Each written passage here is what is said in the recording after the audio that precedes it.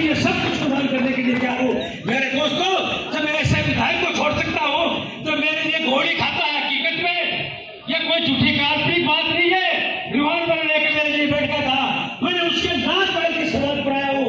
तो आपको भी सोचना चाहिए कि आपके साथ क्या हो रहा है। आप सोचिए, 50 साल पहले जहां थे आप, आज वही है। आप लोगों की मजाक की जाती है, गाँव में मजाक की जाती है कि 5 साल के तो 25 करोड़ रुपए।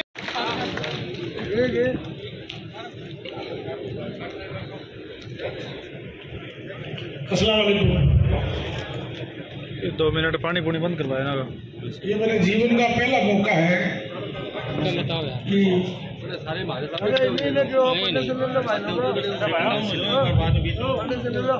इस तरह समाज इकट्ठा होना और सही दे या हमें कोई गाली दे, मैं उनकी धमकियों से, उनकी गालियों से आज डरूं न कल डरूं। मेरे लिए मेरा समाज बड़ा है और मैं आज तक समाज के आगे था, अब मैं मेरे समाज के पीछे हूं। मैं सबसे पहले एक तो मैं सबसे गुजारिश करूंगा कि आप प्लीज बैठ जाओ। मेरे बाद भी 2-4 लोग बोलेंगे, तसल्ली से बैठो। ये आपकी बेदारी का और आपकी बेबूदी का सवाल है, आपके वकार का सवाल है। मैं संचालन कर रहे अजय जी से मैंने निवेदन किया कि मैं तो 2-4 मिनट ज्यादा बोलूं तो बर्दाश्त कर लेना भाई, गर्मी का टाइम है और सबको अपने अपने कामों में जाना, वर्किंग डे आज। मैं सबसे पहले मुस्लिम न्याय मंच की तमाम टीम को और अध्यक्ष भाई इमरान बड़गुजर को मुबारकबाद देता हूं, जिन्होंने कम से कम ये बीड़ा उठाया और इस बीड़े के अंदर आखिरी पड़ाव तक लड़ाई लड़ी। 11 अक्टूबर को आप सब लोग आए और उस मंच में मैं भी आया था। मैं कांग्रेस पार्टी का सिपाही हूं और सिपाही से पहले मैं कौम का बेटा हूं। उस दिन मैंने बड़ा दिल करके कहा, मैंने कहा अगर मेरे नाम से इतराज है, मेरे नाम से तकलीफ है तो मुझे छोड़ दो। आप मेरी 30 बिरादरी में किसी को टिकट दे दो। आप यार हमें ठोकरों में लेते हो। आपने 70,000 वोटों की कोई इज्जत नहीं की। मैंने कसम खुदा की 11 तारीख के बाद मुझे इतनी मुश्किलों का सामना करना पड़ा। आपको मंच पे नहीं जाना चाहिए था। मैंने कहा मैंने एक शब्द भी पार्टी के खिलाफ नहीं बोला है। मैंने मेरे समाज की वफादारी की नहीं है। और अगर क्या मेरी समाज ने वफादारी नहीं की, अगर मेरी समाज की वफादारी करना मेरा गुण है तो जो आपको मुझे सजा देनी वो सजा दे दो, लेकिन मेरे समाज के साथ रहूंगा। मेरे समाज की वफादारी गिराने में आपको तकलीफ, मैंने बार बार कही है बात। और मैंने जब प्रभारी मंत्री आया जो चिरंजीव राव साहब, उस वक्त भी उनको मैंने कही, मैंने कहा मैं राज आ रहा है, मैं राज जा रहा है। ऐसे कबाडी का मुसलमान नाच नाच के वोट देता आपको, ये टिकट दे दो। उन्होंने आला कमान तक रिपोर्ट भिजवाई। 21 तारीख को या 22 तारीख को जयपुर में प्रोग्राम हुआ। जुगनू से 15-20 गाड़ियां भर के गई। वार रूम के आगे धरना प्रदर्शन हुए। मैं शुक्रगुजार हूं टीम का और इमरान भाई का और हमारे बुजुर्गों का। ये छोटी सी बात के ऊपर 20 गाड़ियां भर के जयपुर वार रूम में चली गई। और हमारे आदरणीय नेताजी तो ये कहते थे कि मुसलमान मेरी पोटली में है। मुझे पहली बार पता लगा, जयपुर के लोगों ने कहा कि मुसलमान पोटली में नहीं है, मुसलमान जाग गए। लोग कहते हैं यार आप मुसलमानों को इकट्ठा क्यों कर रहे हो? अरे भाई आप भी तो प्रोग्राम करते हो जाट महासभा का, मेघवाल महासभा का, जहांगीर महासभा का, तो क्या मुसलमान अपना हक हकूक मांगने के लिए इकट्ठा नहीं हो सकते क्या? हम आपके गुलाम नहीं है। और ये बात दिमाग से निकाल दे रहे कि हमारे बगैर किसी की फतह हो जाएगी क्या? फतह होने के लिए मुसलमानों के मोहल्ले से निकलना पड़ेगा। हमारे बगैर फतह नहीं आपकी। और आपने जो गलती की है उस गलती की सजा आपको भुगतनी पड़ेगी। मुरारी मीणा जी ने ऐलान कहा कि मेरी बेटी को टिकट मत दो, किसी कार्यकर्ता को टिकट दो। हरीश मीणा जी ने कहा मेरे परिवार में टिकट मत दो, मेरे किसी कार्यकर्ता को टिकट दे दो। अरे भाई, हमने भी तो झुंझुनू में यही कहा था कि मेरे से अदावत है तो मुझे मत दो, कि मेरी 30 बिरादरी और उसमें भी जो आपका खास हो, हमदर्द हो, उसको टिकट दे दो, हम उसके साथ रहेंगे। आप तो झूठ तक नहीं रहेंगी। और आप ये कहते हो कि एमडी चौबदार भाजपा का मदरसा बोर्ड का चेयरमैन है, हमारे पे एक नाबालिग थोपना चाहते हो क्या? कभी स्वीकार नहीं करेंगे सर। आप ये बोलते हो कि मुसलमानों का ठेकेदार है क्या? मैं मुसलमानों का ठेकेदार नहीं हूं, मेरी तब समाज का नुमाइंदा हूं, मेरे समाज का संरक्षक हूं, मेरे समाज का हमदर्द हूं और मेरे समाज के लिए गर्दन कटाने के लिए तैयार हूं। आप कैसे बोल सकते हैं? मैंने आज तक कभी भी मंच के ऊपर कभी भी किसी के लिए खिलाफ टिप्पणी नहीं की। मैंने या तो आदरणीय ओला साहब का है या बड़े ओला साहब का है या सांसद जी बोला है, लेकिन आप हमें ये कहते हो भ्रूट है, चाशनी गैंग है, पड़ी है, आपके खानदान की भी पड़ी है। कि मेरा मुंह ना खुलवाओ, क्योंकि मैं उस शख्स का चेला हूं जिसका नाम राहुल गांधी है और वो बार बार कहता है डरो मत, डरो मत। इस बात का डर भाई, हमारी गद्दारी की बात करते हो आप। मैं कह रहा हूं तुम्हारी गद्दारी। 2019 में श्रवण कुमार को चुनाव किसने हराया? 2018 में रीटा को चुनाव किसने हराया? 2018 में श्रवण को सूरजगढ़ का चुनाव किसने हराया? हमारे भाई अयूब खान की हत्या किसने की? और 1989 में मेंबर ऑफ पार्लियामेंट के इलेक्शन में जगदीप धनखड़ साहब जब चुनाव लड़ रहे थे तो अयूब खान को चुनाव किसने हराया? झुंझुनू की पहली बार बीजेपी की जिला प्रमुख किसने बनवाई? तो भाई साहब और भी पर्चा खुलवाशोगे तारा। और 2019 में राजस्थान की चुनी हुई सरकार को मारे से कौन गया था?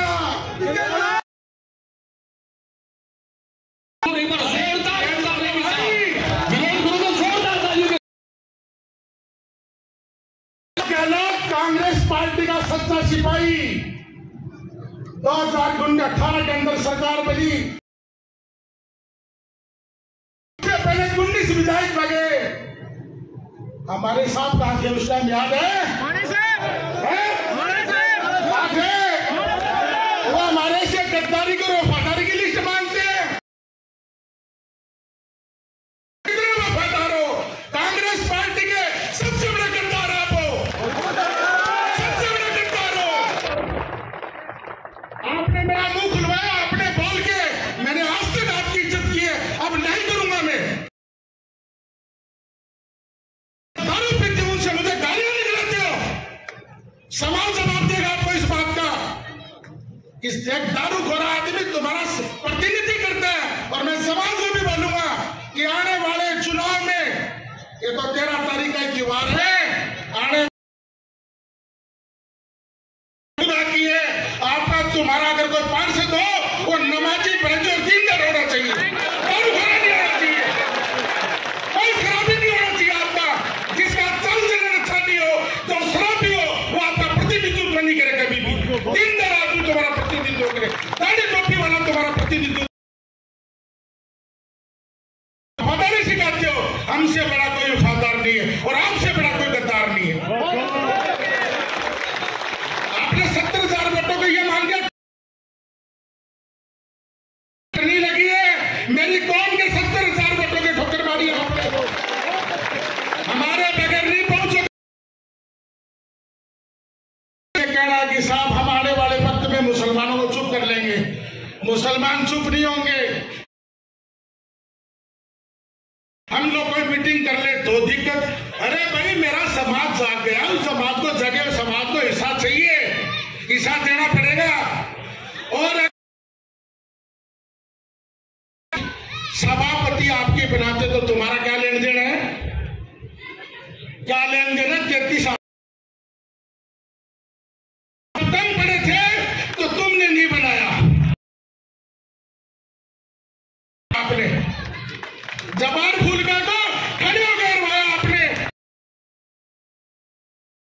जिसके साथ 1947 से धोखा होता है। ये व्यापारी कौन भी कि झुंझुनू के मुसलमानों की बिरादरी को बांट दूंगा, एक बिरादरी नहीं बटेगी। मैं आपको आज कह रहा हूं ये ऐलान, मुझे आज ज्यादा नहीं बोलना है क्योंकि मैं 11 तारीख और मैं इसलिए रोता हूं कि मैं इस मंच के ऊपर आज इस बात के लिए आया हूं कि यार आप हमें गिनते तक नहीं हो, कभी विचार नहीं करते इस बात का। समाज को आपने घुटने के बल समाज को आपने जीरो करके रख दिया। समाज को जीरो नहीं होने देंगे। मेरे शरीर में जान है और मेरे शरीर में जब तक ताकत है मैं इस मजाक बना के रखा आपने। अशफाक खान जी का फार्म भरवाने के लिए बोलते हो अशफाक खान जी, और कुछ गद्दार अशफाक खान जी का फार्म भरवा के मुसलमानों में मिसकम्युनिकेशन कराते। मैं अशफाक खान जी के परिवार का एहसानमंद हूं। इस जिला का एक ऐसा आइकॉन परिवार है जिसके परिवार में 5-5 IAS और IPS बने। और ये कहना चाहते हो कि साहब हमारे पक्ष में बैठ गया। नहीं, मैं रात को 1 बजे तक इस्माल साहब के घर पे था। कसम खुदा की मेरे हाथ में पानी है। समाज के बंटवार का सवाल है और खड़े होकर बोलना कि ये फोरम में समाज के लिए उठा रहा हूं। और अशफाक साहब कोर्ट में गए बड़ा फार्म उठाने के लिए। पाकिस्तान के मुसलमान आपके ऋणी रहेंगे, आपके कर्जबान रहेंगे। मुझे प्रोग्राम में आने के लिए रोका गया। क्या प्रोग्राम में नहीं? मेरा समाज बुला रहा, मेरी वैल्यू मेरे समाज के पीछे है। आपके सामने 3 बार की ऐसी घटनाएं घट गई। 5000 वोट कोई ले जाता, वही ठग जाते हैं। लास्ट में एक बात आती है कि साहब ये खटे जाओगा।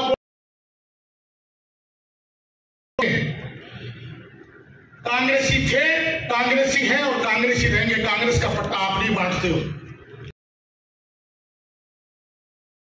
मुसलमानों नाराज मत होना मेरी बात से। बार वाले के मैसेज गया कि होला करते वोट वाले दिन वोट दे जाते हैं। तो न मैं बचागा न थे बचोगा।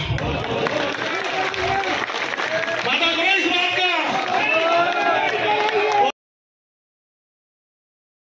आप ये कर दो वो कर दो, अरे जो करना वो कर लेना। लेकिन यार नाबालिग ठोक दिया आपके ऊपर, उसको कैसे स्वीकार करेंगे? दोनों हाथ उठाकर एक बार तारीफ कीजिएगा। टिकट नहीं तो वोट नहीं। मैं आप सबसे गुजारिश करूंगा कि आज के बाद हम इकट्ठा नहीं हो पाएंगे और चले जाना, अपने अपने परिवार को समझाना कि कौम का वकार का सवाल है और कौम जो निर्णय करेगी मैं आपके साथ हूं। कौम जो निर्णय नेतागिरी आप करोगे, वोट हम देंगे। नेतागिरी भी हम करेंगे और वोट भी हमारा होगा। ये नेतागिरी नहीं करने देंगे आपको। और आप ये चाहते हो हम ये कर देंगे वो कर देंगे, तो भैया खुला घूमता हूं। एक गनमैन दे रखा सरकार ने, उसको भी कल कर उखाड़ लेगा। आज तुमने बकवास करनी शुरू कर दी। आपको ये पता नहीं कि मोरारका कॉलेज प्राइवेट है सरकारी है? आप हमें गद्दार कहते हो। अपने गरेबान में झांको भाई, पहले गरेबान में झांक के देखो हम कर क्या रहे हैं। मैं मेरी वाणी को विराम। हम लोग दोबारा इस मंच पे इकट्ठा नहीं हो पाएंगे क्योंकि अभी मुझे इमरान बड़गुजर कह रहा था कि साहब झुंझुनू का दौरा नहीं, अब तो सातों विधानसभा का दौरा करेंगे। तो जब आग लगाई थी तो सातों हम क्यों पूरा राजस्थान में दौरा कोरोना के बाद तो बिल्कुल बुराई को नहीं। तो इतना ही कह के मेरी वाणी को विराम दूंगा। जो आपको निर्णय करना वो निर्णय करना। लालच, लोभ, दबाने का, गुंडागर्दी का, गद्दारी का, मारने का, पीटने का, धमकी का, ये सब आरोप लगेंगे। लेकिन ये बोल दो, अगर आप ये कहते हो कि हम कांग्रेस के ठेकेदार आप नहीं हो। इस हिंदुस्तान में अगर कांग्रेस के ठेकेदार हैं तो हिंदुस्तान के मुसलमान हैं।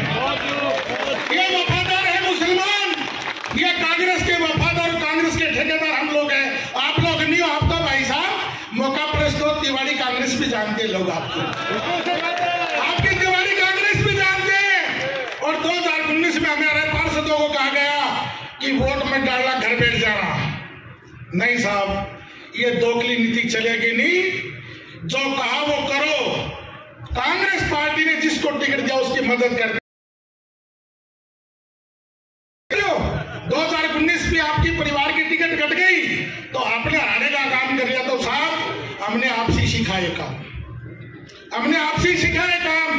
लेकिन हम गद्दार नहीं, हम वफादार हैं।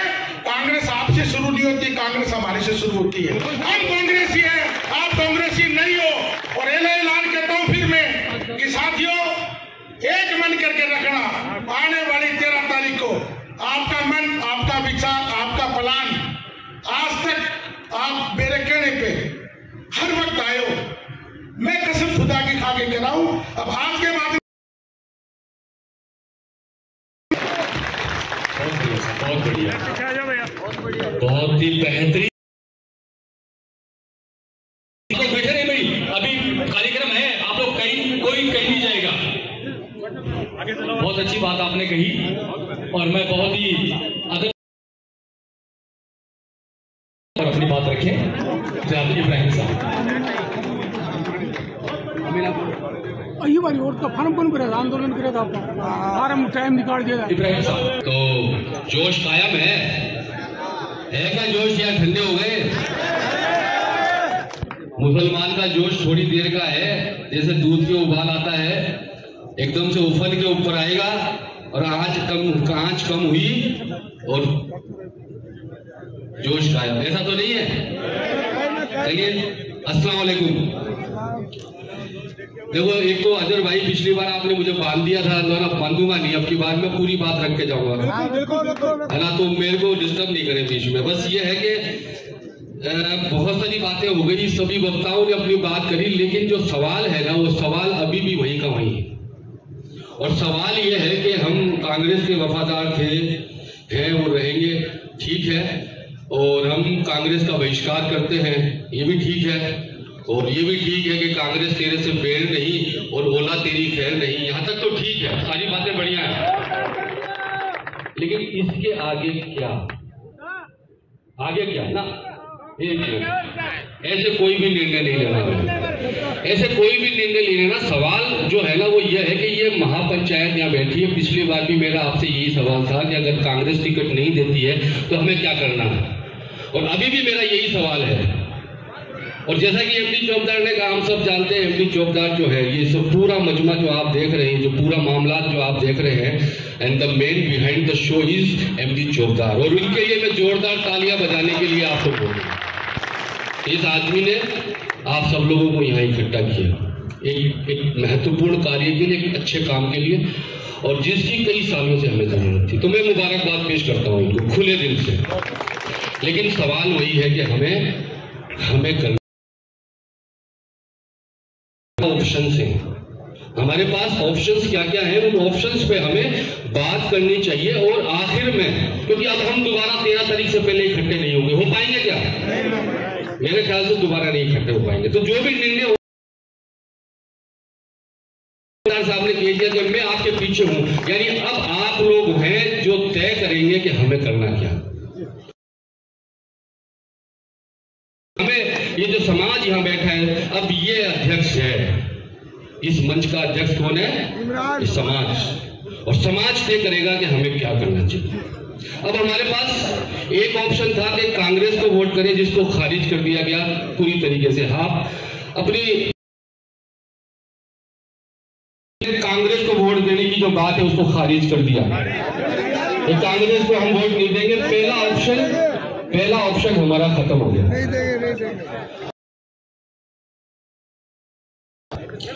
एक ऑप्शन है हमारे पास कि हमारे बीच में हमारे मुस्लिम कैंडिडेट खड़े हैं, आमीन मंजार साहब, और हमारा एक कैंडिडेट और है जो पिछले 6 महीने से हमारे बीच में भागा दौड़ी कर रहा है, हमारी बात रख रहा है, हमारे लिए लड़ रहा है, और वो है राजेंद्र सिंह। अब हमारे पास ये 2 ऑप्शन है। ये लोग ये जो सामने बैठे ये तय करेंगे। एक मिनट प्लीज देखिए, आप किसी भी सभा का, किसी भी महफिल का जो डेकोरम है उसको मेंटेन करें।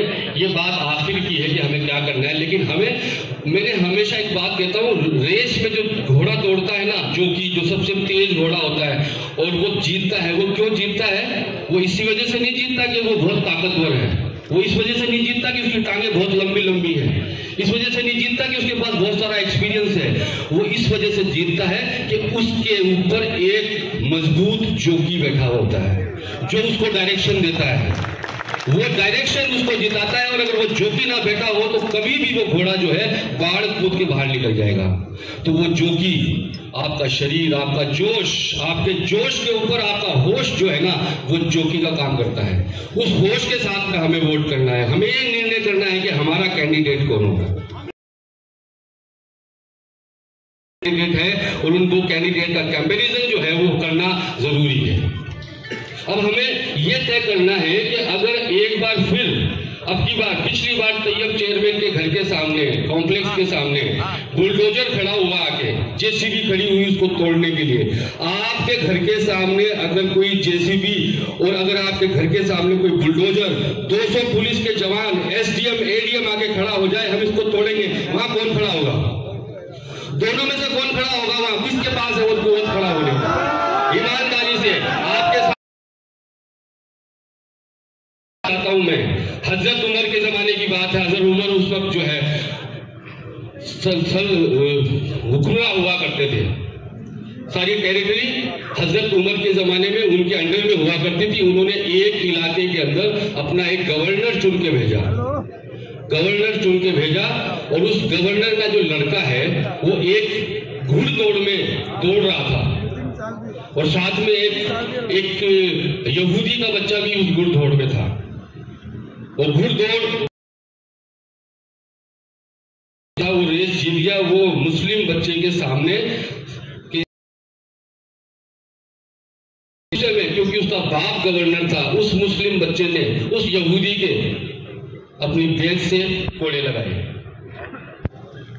और वो यहूदी जो है अपने बच्चे को लेकर हजरत उमर के पास गया कि मेरे बच्चे के साथ में उस फलाने लड़के ने ऐसा किया। क्यों किया? क्योंकि उसका घोड़ा उसके घोड़े से रेस में आगे निकल गया।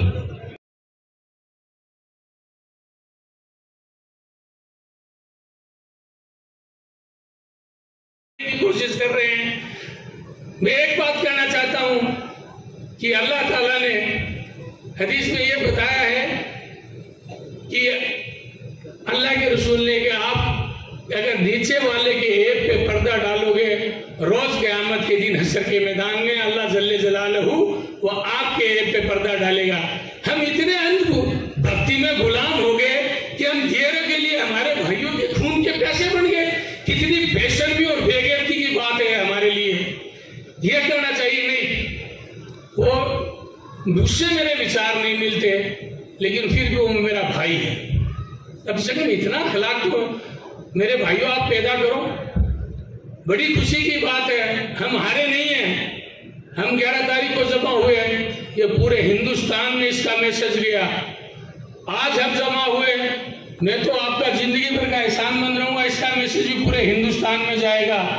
और पहली बार मैंने तो 30 साल से जो है वो सियासत कर रहा हूँ, पार्षद हूँ। मैंने तो कभी मुसलमान को टिकट मांगते देखा नहीं इतनी हजूम के साथ में। यहाँ जमा हुए, कांग्रेस का जो डिस्ट्रिक्ट कार्यालय है रिको में, वहां जमा हुए, और सबसे बड़ी खुशी और माशाअल्लाह जयपुर तक पहुंच गए। ये पहली बार देखा है। 1952 के बाद में कोई ऐसा इतिहास या सबूत पेश करे। मैं आपकी गुलामी करने के लिए तैयार हूं। इतनी बेकारी हमने कभी देखी नहीं। और जिन लोगों ने भी इस पर कुर्बानी दी,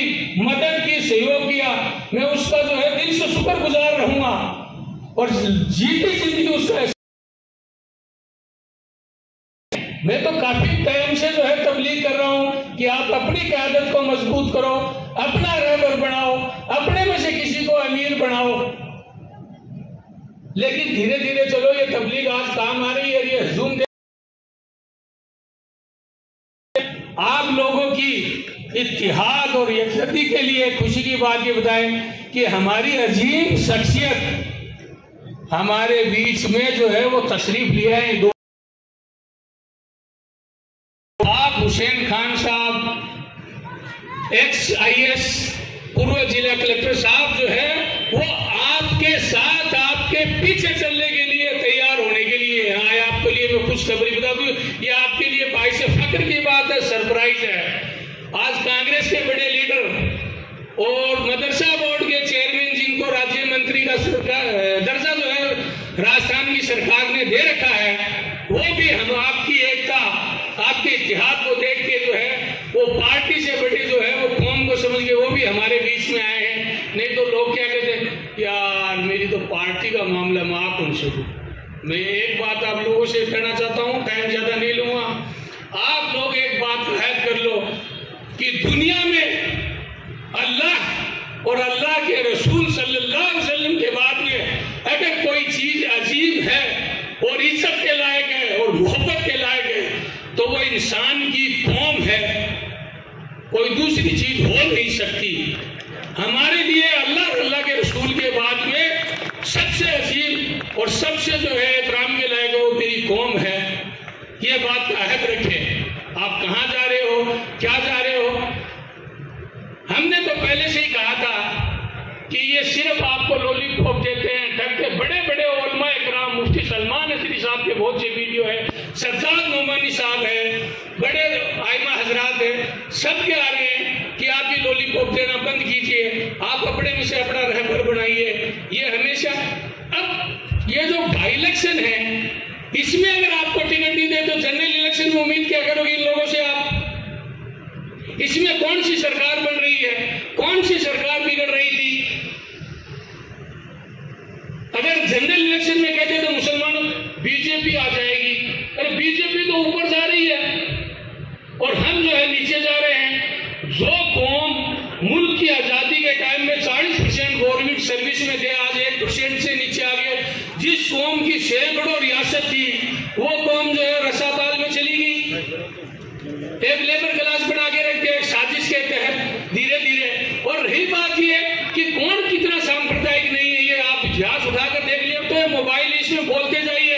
हाशिमपुरिया मलियाना 1987 का दंगा, तुरंत ही जो है वो लाशों के ढेर दिखाई देंगे। 1980 ये ईदगाह मैदान, मुरादाबाद का ईदगाह मैदान 14 अगस्त के दिन इतना बड़ा जो है वो गोली कांड हुआ कि जलियांवाले बाग को आप लोग भूल जाओगे। उसको नमाज पढ़ते लोगों को ऊपर पुलिस ने सीधे फायरिंग करके लाशों के ढेर लगा दिए और फिर उसको क्या हिंदू मुस्लिम दंगा और सांप्रदायिक दंगा बनाने की कोशिश की गई है। जुल्म और जाति, दिल्ली का जो है नरसंहार जेनोसाइड उठा के देख लीजिए, मुजफ्फरनगर देख लीजिए।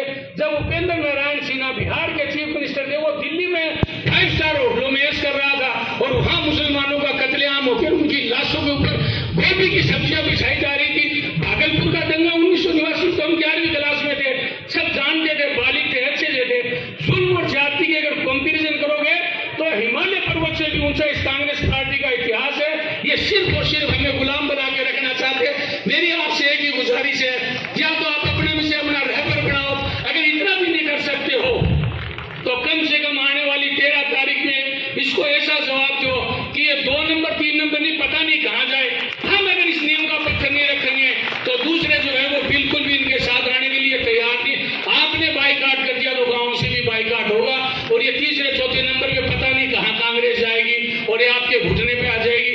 लास्ट में मैं मेरी बात को विराम देने से पहले एक बात और कहना चाहता हूं। यहाँ बहुत से आइमा हजरात बैठे हैं, कांग्रेस पार्टी कोई दीन का हिस्सा नहीं है और न ही कांग्रेस पार्टी को वोट सपोर्ट करने से हमारी बख्शीश का जरिया बनेगा रोज क़यामत के दिन। हमारी बख्शीश का जरिया हमारे भाइयों के मदद करने से बनेगा, अच्छे अखलाक करने पड़ेगा, मजलूमों की मदद करने से बनेगा। इसलिए एक कम से कम हद करके जरूर चाहिए कि आप अपना वोट सोच समझ कर दें। अगर आपका मन है वहां पे कोई दिक्कत नहीं है, लेकिन कम से कम हमारी गुजारिश और हमारी इल्तिजा और हमारी दरख्वास्त इतनी जरूर मान के जाए कि 13 तारीख को इंशाअल्लाह कांग्रेस का पूर्ण रूप से बहिष्कार करे और फजर की नमाज के पढ़ के पहले बिस्मिल्लाह पढ़ के उसके खिलाफ वोट डाले। अगर आपको कोई पसंद नहीं है तो संविधान ने एक नया निशान दे दिया है, नोटा का इस्तेमाल कर सकते हैं, लेकिन इनको जो है बाइकाट करे। इन्होंने हमारा हक छीना है, हमारे हक पे कब्जा करके बैठे। जिस तरह से इजराइल ने जो है फिलिस्तीन की जमीन पर कब्जा कर रखा है, उसी तरह एक परिवार ने जो है मुसलमानों की सियासी जमीन के ऊपर कब्जा कर रखा। उस कब्जे को हम जिहाद और संघर्ष और मुत्तहिद होकर जो है जद्दोजहद के साथ खाली कराएंगे इंशाअल्लाह। नारा है तकबीर, अल्लाहु अकबर। तेरा मेरा क्या रिश्ता, ला इलाहा इल्लल्लाह। तेरा मेरा क्या रिश्ता, ला इलाहा इल्लल्लाह। तेरा मेरा क्या रिश्ता, ला इलाहा इल्लल्लाह। शुक्रिया, अस्सलाम वालेकुम। एक परिवार की पृष्ठभूमि का जब हम जिक्र करें तो इस जिले के अंदर ऑफिसर्स की खान कहलाने वाला एक परिवार हमारे बिल्कुल पड़ोस के अंदर नुआ के अंदर रहता है, जनाब लियाकत अली खान साहब का परिवार, जिनके पूरे के पूरे परिवार के अंदर IAS IPS जैसे अधिकारी आज भी मौजूद हैं। उसी परिवार के एक सदस्य ने 24 तारीख को फॉर्म भरा, और फॉर्म इसलिए भरा क्योंकि लोकतंत्र में हर आदमी को अधिकार है, लेकिन जब उन्हें यह पता है कि पूरी की पूरी कौम एक प्लेटफार्म पर जा रही है, तो आज रात को उन्होंने ये डिसीजन लिया कि मैं अपना फॉर्म उठा रहा हूं, मैं अपनी पूरी की पूरी कौम के साथ हूं। एक बार पूरा का पूरा मजमा जोरदार तालियों के साथ अशफाक साहब का अभिनंदन करें और स्वागत करें। मैं चाहूंगा सर आप यूथ आइकॉन एक बार मंच में आए, और डॉक्टर यूनुस साहब, मकबूल साहब, आपसे गुजारिश करता चलूं कि पुष्पमाला पहनाकर साहब का अभिनंदन करें और स्वागत करें। बुजुर्ग शख्सियत हमारे बीच बैठे हुए हैं, आपसे मेरा अनुरोध, प्लीज आप मंच पे आए और पुष्पमालाओं के साथ साहब का अभिनंदन करें। एक ऐसी शख्सियत है दोस्तों, आपकी तालियां कमजोर है क्योंकि इन्होंने यही सीखा है, और ऐसा काम कौम के लिए एक हिम्मत वाला ही कर सकता है। मुझे सालिक अजीजी साहब का एक शेर याद आता है कि हो अगर पुख्ता इरादे तो समझ जाते हैं काम, कुव्वत और अमल पर जमाने का निजाम, और वक्त होता है दिलेरों के इशारों का गुलाम। गर्दी से वक्त से डरते नहीं जुर्रत वाले, और रुख जमाने का बदल देते हैं हिम्मत वाले। एक बार प्रथम पंक्ति से लेकर अंतिम पंक्ति तक आप सारे के सारे लोग खड़े होकर जोरदार स्वागत कीजिएगा जनाब अशफाक हुसैन साहब। कौम के लिए एक बहुत बड़ा सेक्रीफाइस, कौम के हित में एक बहुत बड़ा कदम, ये कौम हमेशा आपकी ऋणी रहेगी साहब। बहुत बहुत शुक्रिया जी अशफाक साहब। अस्सलाम वालेकुम। 11 अक्टूबर को मुस्लिम महापंचायत और सामाजिक न्याय मंच का जो आप लोगों ने एक सम्मेलन रखा था, मैं पहली बार उसमें शरीक हुआ था, और जो आप लोगों की तकलीफ थी या जो भी मुद्दे थे उनसे मैं पहले से भी वाकिफ था, और उस मजमे के दौरान ये पता लगा कि किस तरह से हम लोग नेगलेक्ट को झेल रहे हैं। इसके बावजूद हमारी कहीं कोई सुनवाई नहीं होती है, ना हम कोई वोट हमसे पूछता है, और हम ऐसे ही अपने वोट दे के आ जाते हैं, उसके बाद अपने रास्ते चले जाते हैं। मैंने भी जो है बेदारी यहाँ पे देखी थी, उसके मद्देनजर मैंने ये सोचा था कि हो सकता है मेरी भी कहीं ज़रूरत आप लोगों को पड़ जाए, इसलिए मैंने 24 तारीख को इलेक्शन के लिए पर्चा फाइल किया था, और मैं उसके बाद से यही था, लोगों के कॉन्टेक्ट में भी था, बातचीत भी हुई। उससे मुझे महसूस हुआ कि आप लोगों ने अपना एक रास्ता चुन रखा है, उसमें मैं इतने ही पार्टिसिपेट कर सकता हूं कि मेरी कहीं कोई ज़रूरत हो, कोई बात करने की बात हो तो मैं आ सकता हूं। चुनाव लड़ने का जो भी निर्णय है वो आप लोग मिलजुल के लेंगे। हालांकि मेरा इससे ज़्यादा एसोसिएशन नहीं है, इसलिए मुझे ये पता नहीं है कि आपका निर्णय लेने की प्रक्रिया क्या है, लेकिन मैं आप लोगों से गुजारिश करूंगा जो भी आपकी प्रक्रिया है उसमें निर्णय लें, और जिस भी आदमी का समर्थन करने का आप निर्णय लें उसका दिलो जान से समर्थन करें, और जो मुद्दा आप लोग लेके चले हैं उसमें सक्सेस पाएं। बहुत बहुत शुक्रिया। अस्सलाम वालेकुम। बहुत खूब सर, बहुत खूब। हाँ, मैंने मेरा कैंडिडेचर वापस लेने का फैसला ले लिया है। मैं अभी थोड़ी देर में मेरा कैंडिडेचर वापस लूंगा। लेकिन मैं आप लोगों के साथ हूँ। मेरी जहाँ भी कोई ज़रूरत पड़े, कोई भी बात हो, इसके अलावा भी मैं यहाँ पे मौजूद रहूँगा और आप लोगों के साथ ही रहूँगा। बहुत बहुत शुक्रिया। बहुत खूब। आपने इस कम्युनिटी के अंदर एक ऊर्जा का संचार किया है, हम लोगों के अंदर एक आत्मविश्वास और एक यकीन। इस 13 तारीख को जो हम लोग एक नए इतिहास की संकल्पना करने जा रहे हैं, उसमें निश्चित रूप से सर आपने इजाफा किया है।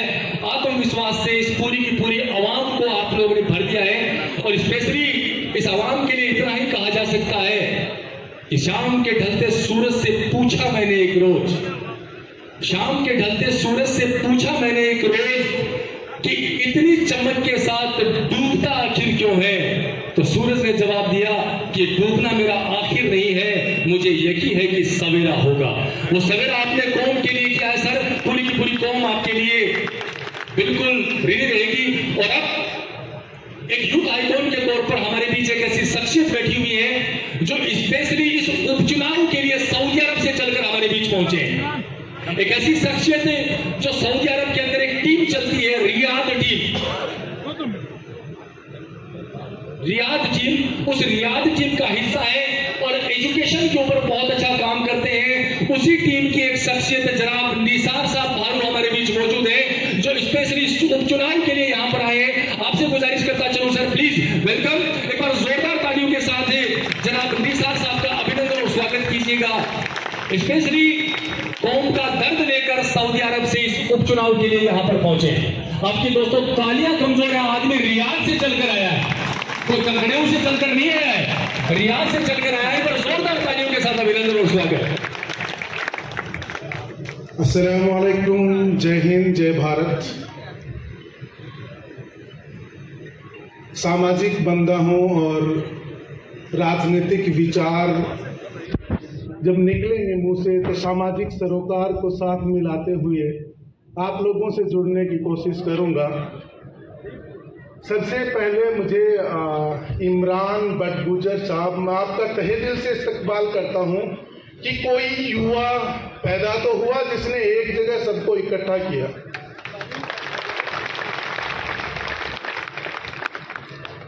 एक छोटा सा बच्चा होता है,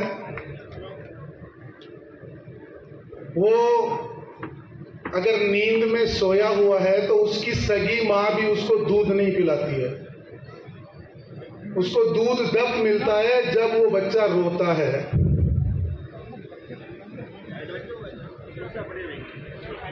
मेरी बातें शायद कुछ बातें राजनीतिक हों, कुछ सामाजिक हों। मेरे आदरणीय यहाँ पर अस्पाक साहब बैठे हैं, एमडी चौबदार साहब बैठे हैं, बहुत सारे चेहरे हैं।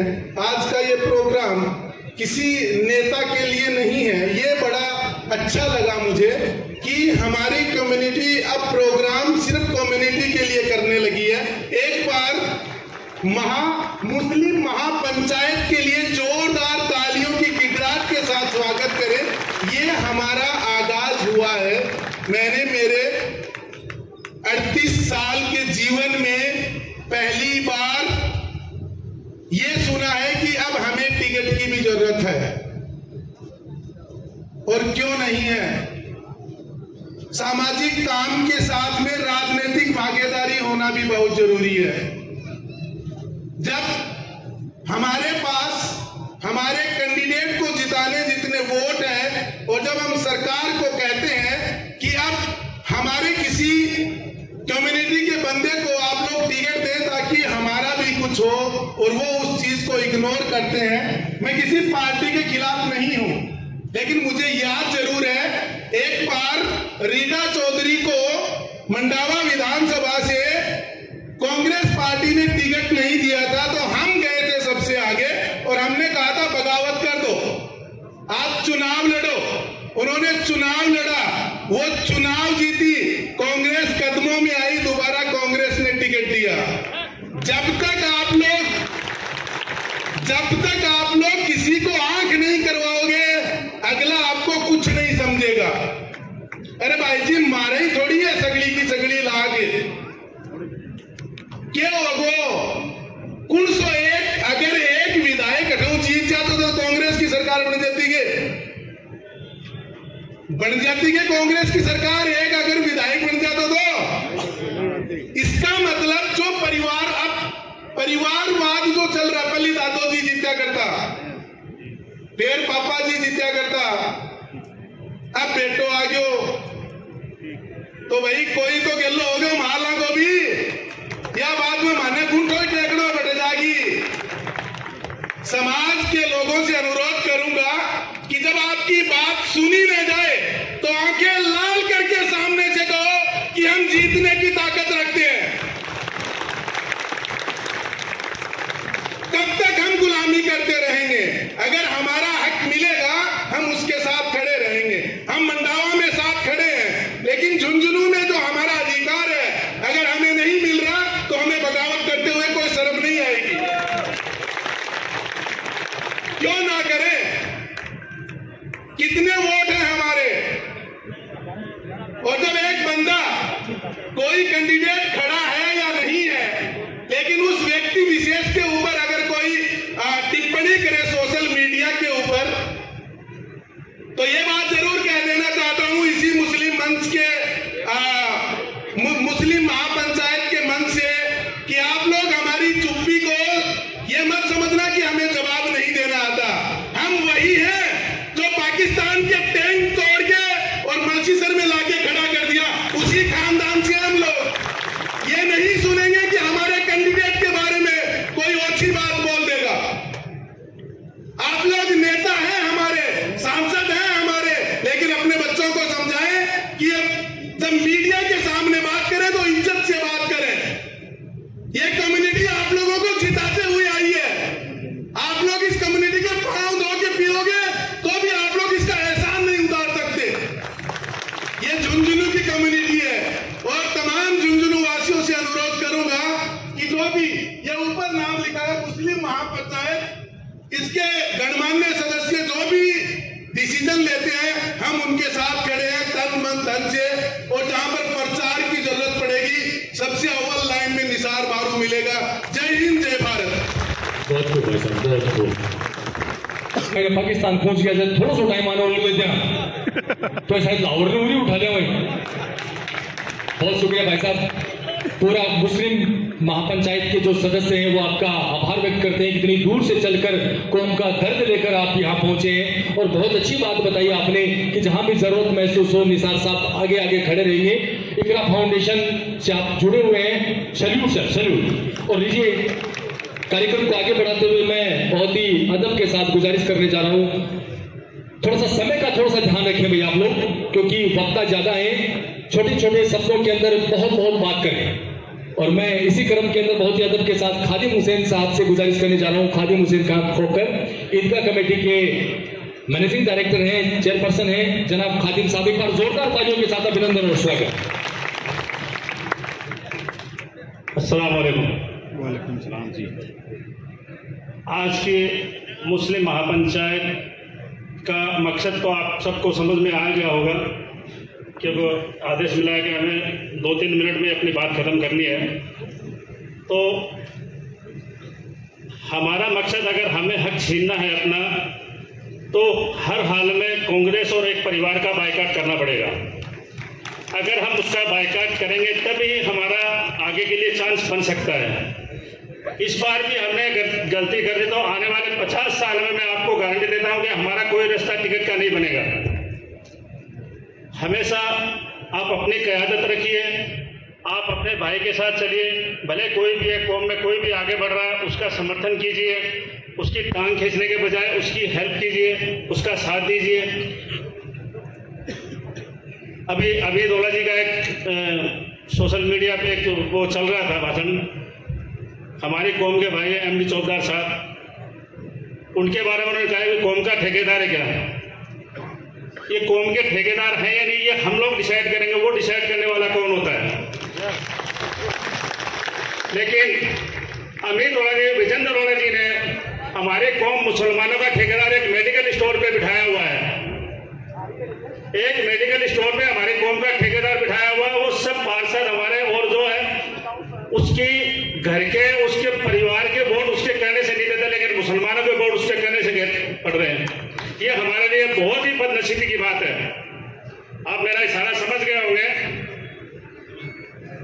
तो इसलिए मैं आप सब लोगों से गुजारिश करता हूँ, विजेंद्र जी होड़ा अपने जो खास जो समझते हैं ना हमारे कौम वाले कि हमारा खास है। मेरा एक दोस्त है अब्दुल्ला अगवान, जिसको आप जानते होंगे, इसके ऊपर एक राजकार्य का बाधा का मुकदमा चल गया था। विजेंद्र जी के पास कितनी बार गया, जितने भी थे उनके सबके पास गया, उसकी कहीं सुनवाई नहीं हुई। हमारे जो पास है जितने भी ऐसे मजबूरी में टिकटों के चक्कर में कि भाई हमें टिकट मिल जाए, सिर्फ उनको यही फायदा है, बाकी और कोई फायदा नहीं मिलता उनको।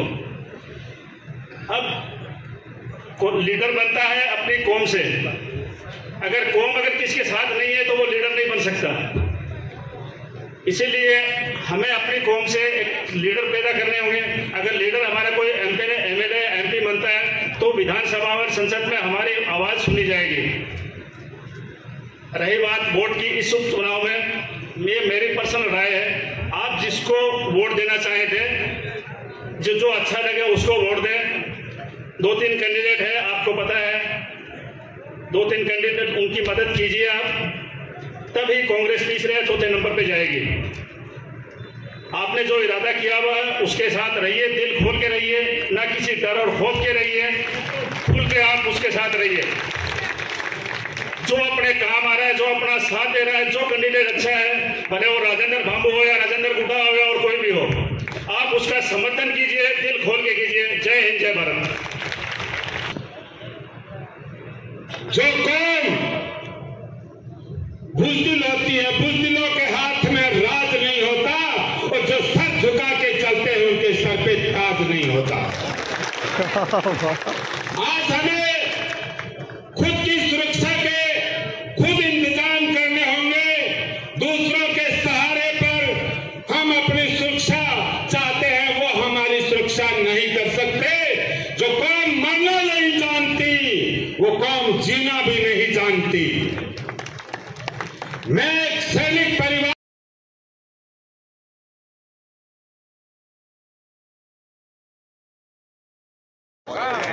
अगर आप इस बात को समझते हैं, अगर आपको लगता है कि एक बार फिर वही गिरदावर जो सलीम के यहाँ पहुंचकर उसकी औरतों के साथ, बच्चों के साथ बदतमीजी करता है और उसी के खिलाफ राष्ट्रीय कार्य का बाधा का जो है आरोप लगाता है और उसको अंदर करवा देता है और क्रॉस के अंदर मुकदमा भी दर्ज नहीं होता, अगर वही गिरदावर आपके घर के सामने आकर आपकी बीवी बच्चों के साथ में बदतमीजी करे और आप देश में आके उसकी थप्पड़ मार दे और आपके खिलाफ भी केस हो जाए, आपको अंदर कर दिया जाए, तो इन दोनों कैंडिडेट में से कौन खड़ा हो सकता है?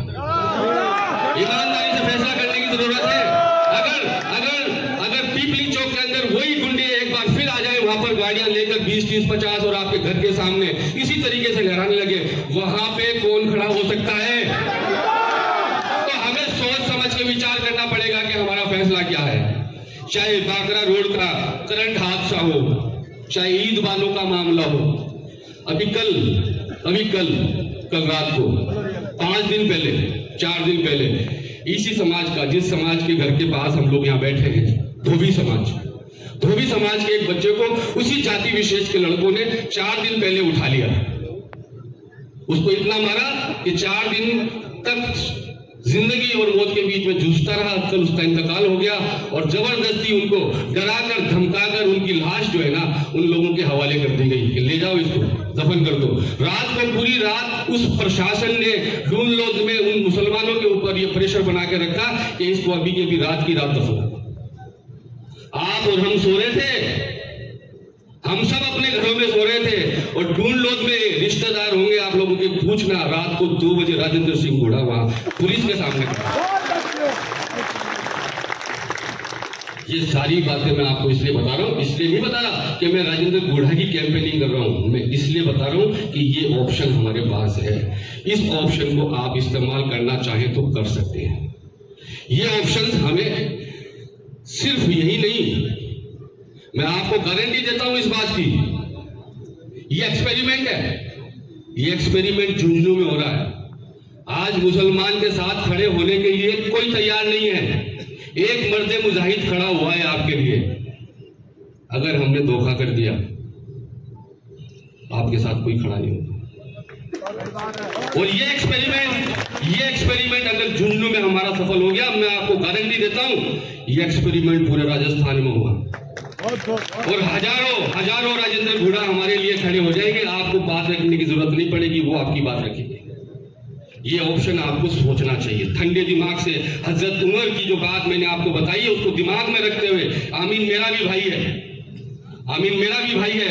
आमीन मनियार के घर के सामने जब उपद्रवी लोग खड़े हो जाते हैं आकर और दंगे की बात करते हैं, मरने और मारने की बात करते हैं, 600 लोगों का एक बड़ा हुजूम खड़ा हो जाता है, वहां राजेंद्र सिंह घोड़ा खड़ा होता है। और फिर भी अगर मुसलमान ये कहते हैं कि हमारा भाई है आमीन मनियार और हमें भाई के पीछे खड़ा होना, तो मैं भी समाज से अलग नहीं हूं। समाज तय करे सही क्या है, हक क्या है, सच क्या है। और समाज को न्याय मंच ने अथॉरिटी दे दी, तय करने की अथॉरिटी समाज को दे दी गई, तो समाज तय करे इस बात को। बात कर रहे थे एमडी भाई पार्षदों की। अभी जब से टिकट फाइनल हुई है अमित जी की, तब से समाचार आ रहे हैं कुछ गरीब मजलूम लोग मोहल्लों में जो बैठे हैं, गरीब आदमी जिसको कोई मतलब नहीं, 500 रुपए कमाता है, खाता है, सो जाता है, ऐसे लोगों को वो लोग धमका रहे हैं, पार्षद धमका रहे हैं, जनप्रतिनिधि धमका रहे हैं, डर दिखाया जा रहा है। कौन लोग हैं? उनको डर दिखाने लायक किसने बनाया है? किसने बनाया उनको डर दिखाने लायक? आपने वोट दिया है, तब वो बड़े हुए हैं और वो हमें डरा रहे हैं। तो डरने की जरूरत नहीं है किसी से भी। ये उनकी हुक्मरानी है ना, 26 नवंबर को खत्म हो जाएगी। 26 नवंबर को नगर परिषद में ना कोई पार्षद रहेगा और ना कोई चेयरमैन रहेगा। अगर डर रहे हो तो डरने की जरूरत नहीं है। और फिर भी मन में कोई डर है तो आपको बता देता हूं, 26 नवंबर के बाद में कोई पार्षद नहीं होगा, फिर दोबारा चुनाव होंगे। और जो डरा रहे हैं ना, उनके नाम यहाँ कर लेना, यहाँ, और उनके जब चुनाव होना तो वहां गूठा टेक आना, ये इलाज है। और बहुत अच्छी बात कही एमडी ने, शराबी, कैरेक्टरलेस लोग। समस्या पता क्या है? हमारी पसंद ऐसी होगी, हम कमजोर लोगों को पसंद करने लग गए, हम गलत लोगों को पसंद करने लग गए। मुसलमान की पसंद तो अलग हुआ करती थी, हम अच्छे लोगों को, ताकतवर लोगों को, खूबसूरत लोगों को, स्मार्ट लोगों को पसंद किया करते थे। अरे हमारी पसंद ऐसी हो गई कि हम शराबी को जिता रहे। याद रखो, कोई भी हो सकता है वो, इस बात का ख्याल रखो। अभी पिछले दिनों मैंने एक स्पीच के अंदर कह दिया कि पालतू तीतर आएंगे आपको बहकाने के लिए, और आएंगे भी। तो एक पार्षद भाई ने मुझे कहा, थे माने तीतर गए हो। मैंने यार तेरा नाम तो लिया ही नहीं, मैंने तीतर कहा था, तूने ये कैसे मान लिया कि तू तीतर है? तो मैंने नाम ही नहीं लिया किसी को। मैंने कहा पालतू तीतर आएंगे बहकाने के लिए, आपको बहकाने में नहीं आना। बोले थे माने तीतर गए हो। अरे भाई मैंने तेरा नाम नहीं लिया है। तो पालतू तीतर क्या होता है? पालतू तीतर किसे कहते हैं? पालतू तीतर हर वो आदमी है, चाहे वो पार्षद हो, चाहे वो जनप्रतिनिधि हो, चाहे वो बिजनेसमैन हो, कोई भी हो। एक परिवार में एक व्यक्ति भी हो सकता है, एक मोहल्ले में, गली में एक आदमी हो सकता है। वो व्यक्ति जो अपने स्वार्थ के लिए, अपने फायदे के लिए झूठा आडंबर क्रिएट करके, झूठी लोगों के अंदर संवेदनाएं पैदा करके, बेवकूफ बना के, अपने फायदे के लिए अपने समाज को, अपने परिवार को, अपने घर को जो आदमी कुएं में डाल देता है, उसको पालतू तीतर बोलते हैं। और अगर इस श्रेणी में हम में से भी कुछ लोग बैठे तो मान लें कि वो भी पालतू तीतर है, और अगर मैं हूं तो मैं भी पालतू तीतर हूं।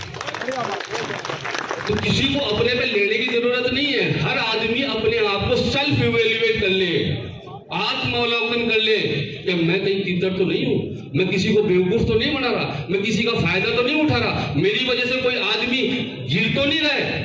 हर आदमी चेक कर ले, उसको बोलते पालतू तीतर।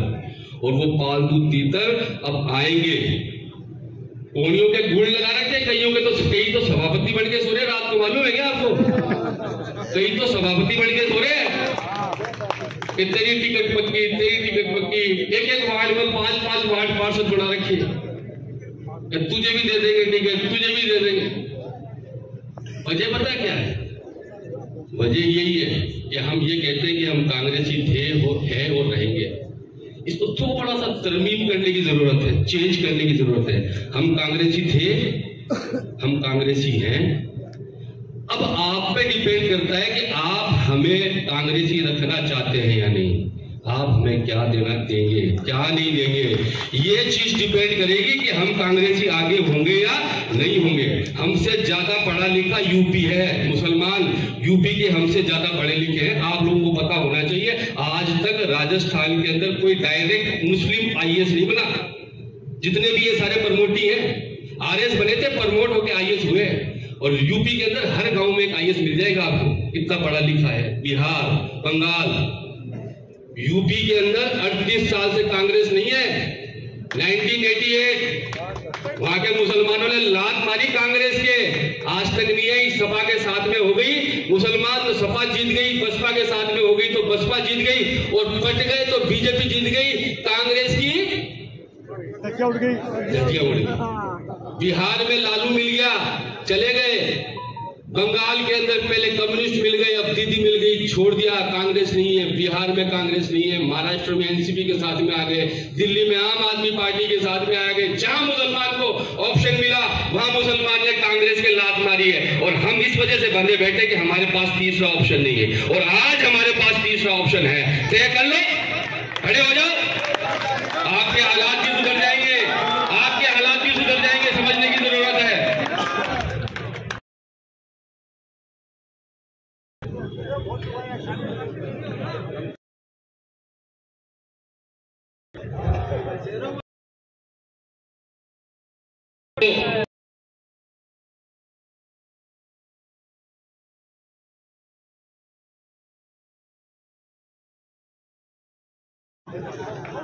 अरे कैसे लोगों को चुनने जा रहे हो यार तुम, जिनको ये नहीं पता कि प्राइवेट कॉलेज कौन सा है झुंझुनू शहर के अंदर, और है ना कौन सा कॉलेज सरकारी है। यार हद हो गई, किसी को भी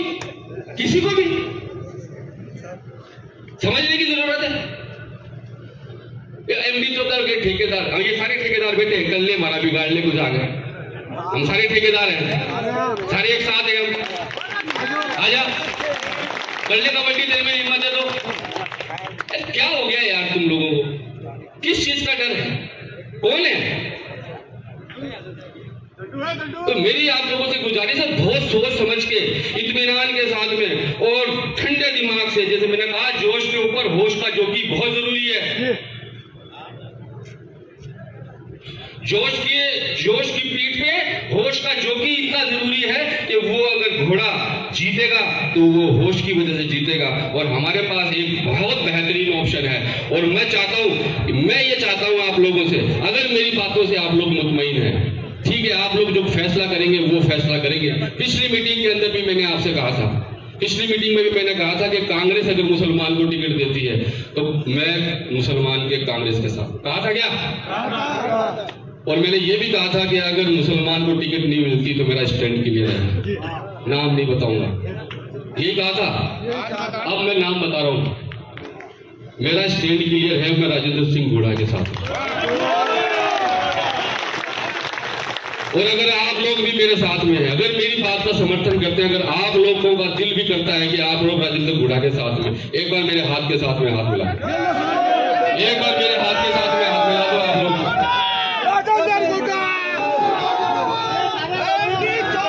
बहुत बहुत शुक्रिया आप लोगों का। और मैं आप लोगों की बस बाद में, तो हमारे को जितने लोग हैं, हो सकता है कुछ लोगों के दिलों में कुछ और बात हो, तो हमें बस आखिर में ये बात ध्यान रखनी है कि हमें एक मुस्लिम नेता तैयार करना है जो हारेगा, मतलब जो के हालात हैं वो हारेगा, ऐसा मुस्लिम नेता हमें चाहिए, या एक ऐसा नेता चाहिए जो दिन रात हमारे साथ खड़ा है, मुस्लिम परस्त है और जीतने की स्थिति में है। इन दोनों में से जो नेता आपको अच्छा लगे, आप लोगों को उसके साथ में होना चाहिए। वैसे आप लोगों ने हाथ उठा के अपना समर्थन और एक बात जरूर बोलना चाहूंगा कि ये जो अभी ये जो है ना, ये शुरुआत है, बहुत कुछ बाकी है। वो एक शेर है कि इश्क के इम्तिहान और भी हैं और इन सितारों से आगे जहां और भी हैं। ये सिर्फ एमएलए-शिप नहीं है, और बहुत सी चीजें हैं जो अगर ये रास्ता हमने खोल लिया तो आप लोगों के लिए खुलती चली जाएंगी इंशाअल्लाह ताला। और एक बार फिर मैं उन तमाम लोगों का जिन लोगों ने ये शानदार आयोजन किया, खास तौर से जैसा कि मैंने कहा कि इस पूरे मामले के पीछे नाम ले लूं क्या, ताकि इन्हें बंदे